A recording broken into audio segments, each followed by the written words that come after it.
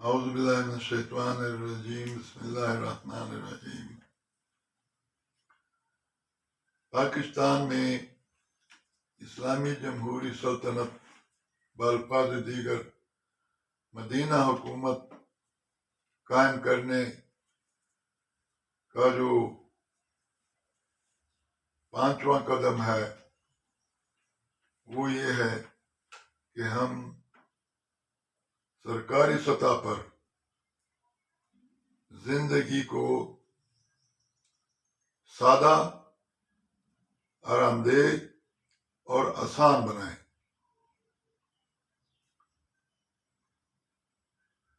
ہمارے سامنے ہمارے اسلاف کی زندگیاں صاف طور پر تاریخ میں درج ہیں کہ رسول پاک صلی اللہ علیہ وسلم نے خود اور ان کے بعد خلفائے راشدین نے کیسی سادگی سے اپنی زندگیوں کو گزارا، اور ہر وقت وہ ملک و قوم اور دین اسلام کی خدمت کے لیے چوکس رہے، اور ان کے نتائج بھی ہمارے سامنے ہیں کہ صرف ایک حضرت عمر رضی اللہ تعالیٰ عنہ کے زمانے میں ان کی سلطنت کی حدود کیا تھے، خدمات کیا تھیں، فتوحات کیا تھیں، عدل و انصاف کا کیا سٹینڈرڈ تھا، اور بقایا سب کچھ۔ جدید دور میں ہم دیکھتے ہیں کہ امام خمینی رحمۃ اللہ علیہ کے ایک اس قدم نے کہ جب وہ فرانس سے ایران آ گئے، رضا شاہ پہلوی کہیں بھاگ گئے، تو انہوں نے بجائے رضا شاہ پہلوی کے محلات میں رہنے کی بجائے ایک انتہائی چھوٹے سے شہر میں، چھوٹی سی جگہ میں رہنا مناسب سمجھا، اور اس کا نتیجہ یہ ہوا کہ ایران میں سرکاری اہلکاروں کے لیے محلات کے خواب دیکھنا یا انتہائی تعیش والی زندگی کو ان لوگوں نے خیر بات کہہ دیا، صرف امام خمینی کے اس ایک قدم نے کہ انہوں نے ان محلات میں رہنے سے انکار کر دیا، بلکہ یہ کہا کہ ان میں ایران کے یتیم، غریب، بے آسرا لوگوں کو بسا دو، میں یہاں نہیں رہوں گا۔ اور برطانیہ کے وزیر اعظم جو ہم سنتے ہیں یا پڑھتے ہیں کہ ان کا دفتر 10 ڈاؤننگ اسٹریٹ، 2 کمرے نیچے ہیں، کوئی سنا ہے 2 کمرے اوپر ہیں، اوپر وہ چلا جاتا ہے، کوئی ناشتہ پکا کے کھاتا ہے، سو جاتا ہے، نیچے آتا ہے، دفتر کا کام نپٹاتا ہے۔ اور میں نے ایک دفعہ ٹیلی ویژن پہ دیکھا، خبر بھی پڑھی کہ ساؤتھ ایشیا میں کوئی ایک ملک ہے جس کی خاتون صدر بنی تھی، تو وہ ٹی وی میں وہ ان کا گھر بھی دکھایا، کافی ہمارے سے تو نہیں تھا، ہمارے والے تو انتہائی بڑے ہیں، لیکن وہ بھی اچھا خاصا بڑا تھا۔ تو انہوں نے وہاں جانے سے انکار کیا اور کہا کہ میں نہیں رہ سکتی، کیونکہ میں اندر جاتی ہوں تو مجھے گھٹن ہوتی ہے، میں کہیں باہر سادہ سی جگہ میں رہوں گی۔ مطلب یہ ہے کہ جب ہم تمام چیزیں ہمارے سامنے رکھیں، اور پھر یہ نہیں ہے کہ ایک آپ آج کل کے ہمارے صدر صاحب کو یا وزیر اعظم صاحب کو یا گورنر صاحبان کو یا وزیر اعلیٰ صاحبان کو یا دوسرے جو اہلکار ہیں ان کو ہم کہیں کہ جی سادہ رہو۔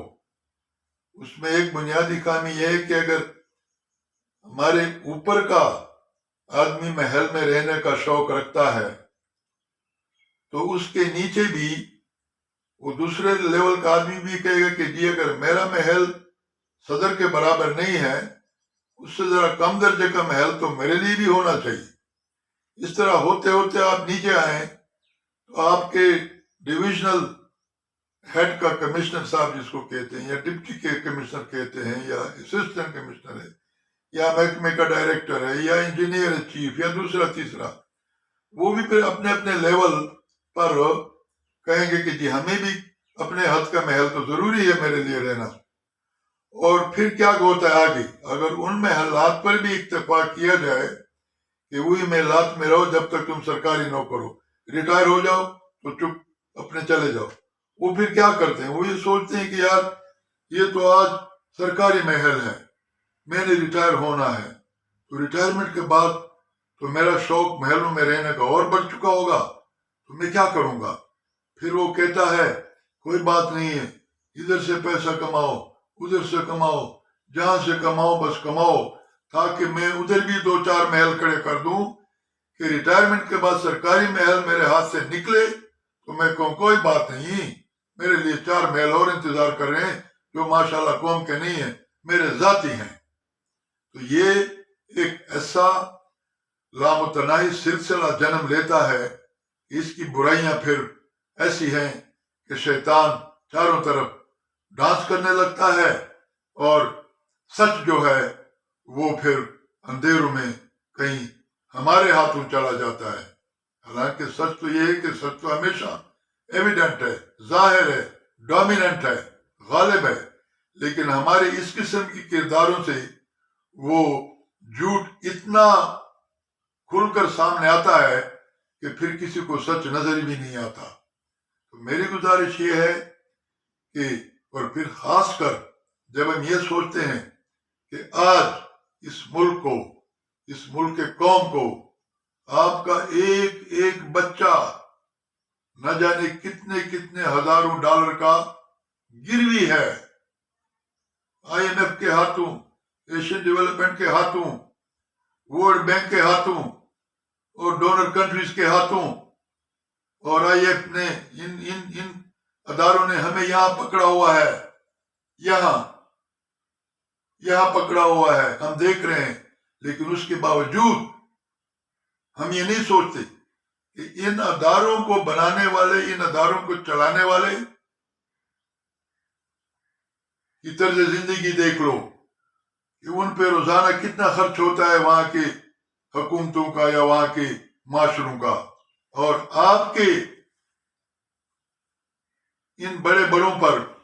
کتنا خرچ ہوتا ہے۔ آپ صرف اپنا دیکھ لیجئے کہ یہ جو عیاشی کے محلات میں اس کو کہوں گا، عیاشی اس سینس میں کہ بھائی ایک آدمی کو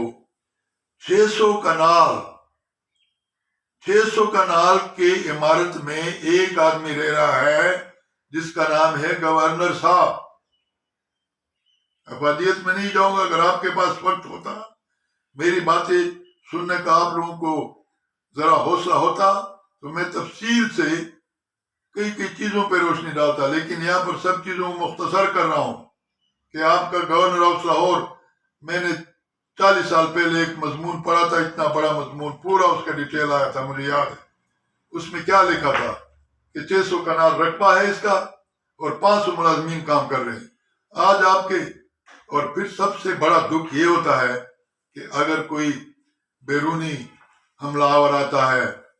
چنگیز خان کی طرح، یا کوئی اور آتا ہے اور وہ ہمیں مغلوب کر کے فتح کر کے بزور شمشیر،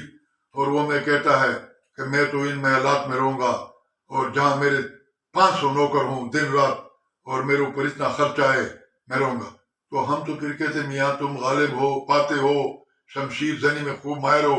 ہم نہتے لوگ ہیں، ہم کمزور ہیں، تو تم رہ سکتے ہو۔ افسوس ترین لمحہ یہ ہے کہ جب وہ شخص کہ جو کل تو کہتا ہے، اور وہ عام آدمی ہے میری طرح، کہ جناب میں اس ملک کا بڑا غمخوار ہوں، دن رات روتا ہوں کہ یا اللہ کب مجھے موقع ملے کہ میں اس ملک کی قسمت کو سدھار دوں، تو پھر ہم اس کو ووٹ دیتے ہیں اور چلتے چلتے اس کو گورنر بنا دیتے ہیں، چلتے چلتے اس کو صدر بنا دیتے ہیں، چلتے چلتے وزیر اعظم بنا دیتے ہیں، چلتے چلتے جناب اس کو وزیر اعلیٰ صاحب بنا دیتے ہیں، اور پھر وہی شخص جو آج تک تو وہ کسی گلی کے نکر میں رہتا تھا، عام گلیوں میں گھومتا پھرتا تھا، عام ہوٹل میں فٹ پاتھ کے اوپر بیٹھ کے روٹی کھاتا تھا، چائے پیتا تھا، لیکن جب اس کو ووٹ ملا، ہم نے صدر بنایا، گورنر بنایا، دوسرا تیسرا، تو پھر کہتا ہے کہ نہ بھائی اب تو میں اور چیز ہوں، اب تو مجھے 500 ملازمین چاہیے اور 2000 کے کنال کے رقبے میں میرا گھر ہو، اور میرے اوپر فی دن، ہفتہ نہیں، مہینہ نہیں، سال نہیں، ایک دن کا خرچہ میں گزارش کروں گا اس ویڈیو کے ذریعے سے کہ برائے مہربانی صدر صاحب، وزرائے اعلیٰ صاحبان، گورنر صاحبان اور یہ بڑے بڑے بلڈنگز کے اوپر قوم کا روزمرہ ایک دن کا کتنا خرچہ آتا ہے، ان میں کتنے ملازمین ہیں، کیا ان کی تنخواہیں ہیں، کیا ان کا حساب کتاب ہے، کم از کم ہم یہ جان تو لیں۔ اور میرا وجدان کہتا ہے کہ اگر ان تمام کی ان فضول خرچوں کو ہم جمع کر دیں اور بچا لیں تو میرے خیال میں جو قرضہ ہم نے باہر سے لیا ہے اس میں کافی سارا ہم واپس ادا کر سکتے۔ اور آج آپ گن لیجئے، صرف ایک اسلام آباد میں صدر ہاؤس، وزیر اعظم ہاؤس، فلاں ہاؤس کے علاوہ Sindh house, it is a huge building, Punjab house, Khyber house, Balochistan house, Kashmir house, ان کا آپ ذرا دیکھ لیجئے کہ کیا کیا ان پہ پیسہ لگا ہے ہمارا۔ اور یہ وہی پیسہ ہے کہ آپ کے تمام حکمران سول کے بیرونی قرضے لاتے تھے اور یہاں پر جناب ان بلڈنگ پر لگا رہے ہیں۔ ان بلڈنگ کی افادیت قوم کے لیے صفر بھی نہیں ہے بلکہ -0 ہے اور زیر قاتل ہے، کیونکہ اس میں جو جس طریقے سے ان کا استعمال ہے وہ ڈھکی چھپی بات نہیں ہے۔ اس کو قوم بہت حد تک جانتی ہے کہ وہاں پر کیا خدمت قوم کی ہو رہی ان بڑے بڑے محلات میں۔ مری میں جائیں گورنر ہاؤس سے، ایبٹ آباد میں جائیں پہاڑی کے اوپر گورنر ہاؤس سے، پتہ نہیں کہاں ہیں وہ میاں۔ یہ انگریزوں کی چیزیں تھیں، انگریز ٹھیک کر رہا تھا اپنے لیے کہ بھائی گرمیوں میں میں نتیا گلی میں بیٹھوں گا، عیش بھی کروں گا اور کام میں حکومت بھی کروں گا ان پر، اور گرمی میں سردیوں میں فلانی جگہ میرا گورنر ہاؤس ہونا چاہیے۔ ہم عقل کے اتنے اندھے ہو گئے، اتنے خوار ہو گئے کہ اس انگریز کی اقدام پر چلتے ہیں، اور نتیجہ جب آتا ہے برا تو ہم فاختی کی طرح آنکھیں بند کر دیتے ہیں کہ بلی مجھے نہیں دیکھ رہی۔ ادھر سے بلی کہتی ہے کہ بچو ذرا 1 سیکنڈ کے لیے آنکھیں بند رکھو، میں تیرا حشر نشر کرتی ہوں۔ مطلب میرا یہ ہے کہ سرکاری اہلکاروں کو سادہ زندگی اپنانا بہت لازمی ہے، اور میں یہ واضح کر دوں یہاں کہ سادہ زندگی سے مراد یہ نہیں ہے کہ ہم نعوذ باللہ سرکاری افسروں کو کسی سلم ایریاز میں ڈال دیں یا ان کو ضروری چیزیں مہیا نو۔ سرکاری اہلکار ہمیں بہت عزیز ہیں، یہی ہیں جو قوم کی مشینری ہے، جو حکومت چلاتے ہیں اور حکومت کے کام کرتے ہیں۔ ان کے لیے ہم انشاءاللہ تعالی بہترین گھر، بہترین آسائشیں،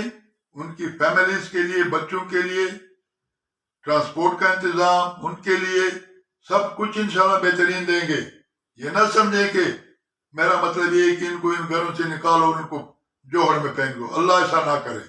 اللہ نہ کرے۔ میرا صرف گزارش یہ ہے کہ آج وقت آ گیا ہے کہ ہم سادگی پہ اتر آئیں اور ایسے لیڈر بنیں کہ ہمیں سیکیورٹی بھی کی ضرورت نہ ہو۔ سب سے پہلے تو اللہ پاک ہمارا نگہبان ہو، اور اس کے بعد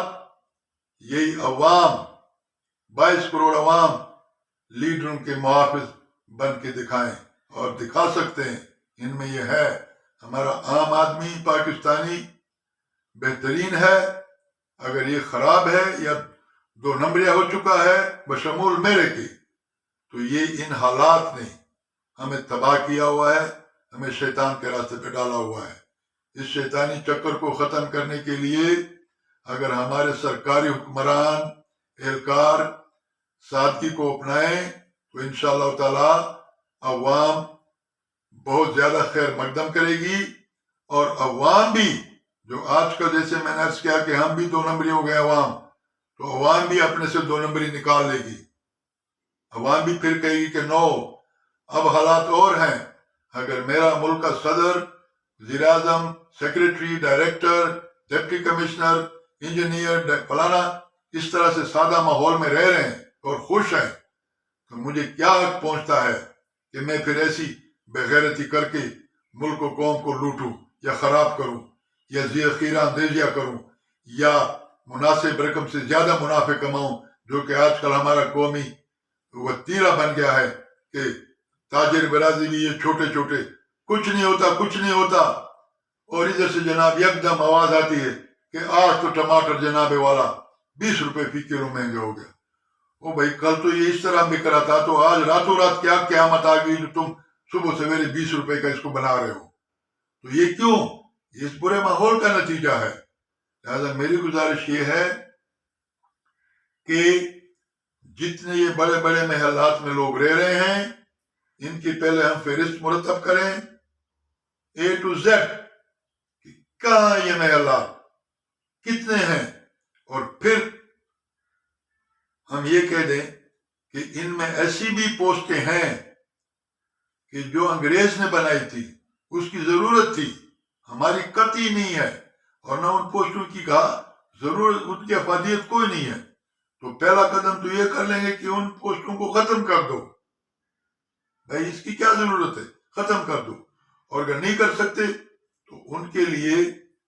हड़ो दौड़ में, जल्दबाजी में कोई काम नहीं होना चाहिए। आराम से, सुकून से,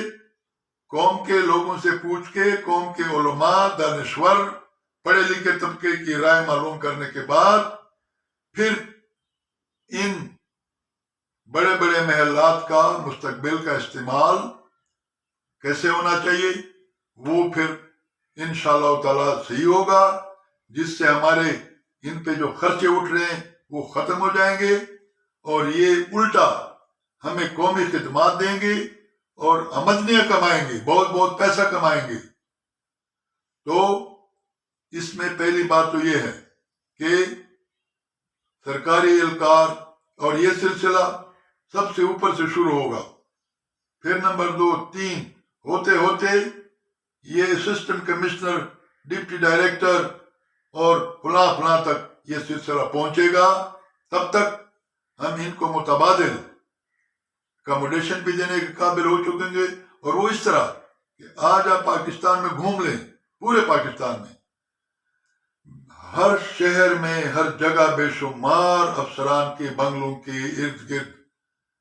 बहुत जमीनें हैं। मैंने खुद 2-4 जगहों पे देखी हैं। एक जगह पर तो मैंने पूछा, भाई ये फलां है? हाँ जी फलां का बंगला है।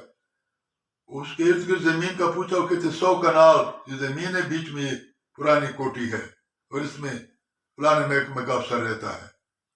तो इस तरह से आपको 100 कनाल वाले भी, 20 कनाल वाले भी, 30 कनाल वाले भी, सैकड़ों नहीं हजारों लाखों ऐसे घर पूरे पाकिस्तान में सरकारी लोगों के मिले कि जो आप जब उनको मुतबादिल चीज मिलेगी, और मुतबादिल में ये होगा, मेरा मशवरा ये है कि हम हर तहसील, हर जिले लेवल पर हेडक्वार्टर्स में इन लोगों के लिए एक, जिस तरह आजकल आम है कि ह्यूज प्लाजे बन रहे हैं और उनमें बेशुमार खानदानों के लिए अकोमोडेशन होती है, इस किस अकोमोडेशन बनाएंगे, और उनसे जो जमीनें खाली होंगी, जो घर खाली होंगी, उनको हम स्कूलों में कन्वर्ट कर लें और उनको हम पार्कों में कन्वर्ट कर लें, तफरीह मकामात के इर्द गिर्द इलाके के लिए तफरीह की जगह बने, और उनको फिर बेशुमार जगह ऐसी होंगी कि जिनको हम मौजूद जगह, जिससे इर्द गिर्द के लोगों की का पर्दा खराब ना हो, प्राइवेसी खराब ना हो, तकलीफ ना बनाए, ऐसी जगहें काफी मिलेंगी कि ये जगह जो है ये कमर्शियल डिस्पोजल के लिए बहुत मौजूद है, उसको कमर्शियली एक्सप्लॉइट करो, बेतहाशा पैसा मिलेगा, जिससे उनके लिए वो प्लाजे बनाओ घरों के लिए, रेजिडेंशियली एक्सप्लॉइट करो, प्लाट बना के बेच दो, उससे पैसा मिलेगा, तरक्याती काम में डालो। तो ये काम एक दिन का नहीं, एक महीने का नहीं, एक साल का भी नहीं, हम बिस्मिल्लाह कर लें, बिस्मिल्लाह कर लें ऊपर से, फिर इस तरह चलते चलते चलते चलते चलते फिर इंशाल्लाह आप खुद मुझसे ज्यादा अक्लमंद हैं, समझदार हैं कि ये सिलसिला फिर किस तरह चलेगा, इसके क्या फवायद होंगे, इसके क्या, ये बड़ा दिलकश सफर होगा इंशाल्लाह ताला, और सरकारी अहलकारों के लिए कोई परेशानी की जरूरत नहीं है। سرکاری اہلکار دفتر کے اس سویپر سے، اس کلرک سے لے کے صدر تک، یہ ہمارا خون ہے، ہمارے رشتہ دار ہیں، ہمارے بھائی بہن ہیں. ہم ان کی قدر کرتے ہیں، قدر کریں گے. ان کو کبھی بھی انشاءاللہ تعالی سختی کے حوالے نہیں کریں گے. لیکن اس قسم کی عیاشی کی گنجائش کہیں بھی نہیں ہے. اس کے بعد دوسرا، عمران صاحب نے یہ سٹیپ اٹھایا، لیکن ناتجربہ کاری کی بنا پر وہ ابھی قدم اٹھانے والا تھا کہ وہ بیک آؤٹ کر گیا، لہذا محل کے محل ادھر ہی رہے. اس کے بعد دوسرا آتا ہے کنوینس، سرکاری کنوینس. جیسے میں نے بھی عرض کیا کہ میں سرکاری افسروں کے خلاف نہیں ہوں، یہ مجھے بہت عزیز ہیں، یہ پڑھے لکھے لوگ ہیں، اور یہی ہیں جن پر ہم ڈیپینڈ کریں کہ میاں ملک کو چلاؤ. تو کنوینس، اب آج جب میں دیکھتا ہوں کہ ایک ڈائریکٹر تو کیا، میں آپ کو ایسے چھوٹے افسر بتاؤں گا اور ان کی سرکاری گاڑیاں بتاؤں گا کہ آپ خود رو پڑیں گے کہ بھائی چھوٹا افسر، سرکاری گاڑی کون سی ہے؟ ٹویوٹا کرولا نہیں ہے، وہ ایک ہے، وہ ذرا 2 سال پرانی، وہ بھی ساتھ ہے. دوسری ویگو آ گئی، مجھے تو پتہ نہیں ویگو کیا بلا ہے. سڑک پر دیکھتا ہوں ایک بڑی چیز ہے، لوگوں سے پوچھتا ہوں قیمت، کہتے ہیں حاجی صاحب یہ 60 70 80 لاکھ روپے کی گاڑی. او مائی گاڈ، 60 70 80 لاکھ روپے کی اتنی بڑی گاڑی یہ اہلکار چلاتا ہے، یہ رکھتا ہے. تو بھائی میرے، خدا کے لیے، رسول کے لیے، حکومت وقت کا فرض ہے کہ جلد بازی میں کچھ نہ کرے، لیکن مکمل طور پر پورے قوم کا ریکارڈ منگوا لے، تحصیل وائز، ڈسٹرکٹ وائز، کہ کون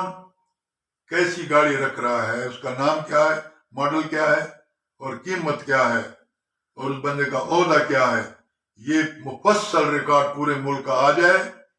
جمع ہو جائے اسلام آباد میں. پھر اس کے بعد حکومت وقت اس کو اسٹڈی کر کے اس پر فیصلہ کر لے کہ اب ہم سرکاری کرنے تو دے نہیں، اس کے بغیر نہیں ہوتا کام. اب ہم ایسا ایک سسٹم بنائیں کہ تحصیل ہیڈ کوارٹر پہ اتنی بڑی گاڑی دے دو، کوسٹر نما، یہ آج کل جو ہم کہتے ہیں فلائنگ کوچ ہے، اس نما، کہ تاکہ اس تحصیل کے افسران جس محکمے کے بھی ہوں، سب اس میں تحصیل کے اندر، وہ ایک دفعہ سے دوسرا میٹنگ ہے، فلاں چیز ہے، فلاں سائٹ پہ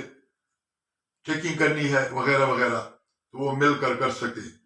اور آج کل جو میں نے دیکھا ہے، میں ایک جگہ رہتا ہوں کئی سالوں سے، میں دیکھ رہا ہوں جب بھی جاؤ صاحب نہیں، کدھر ہے صاحب؟ میٹنگ میں ہے. او بھائی، یہ روزانہ میٹنگ ہے، ڈیلی، ایوری ڈے.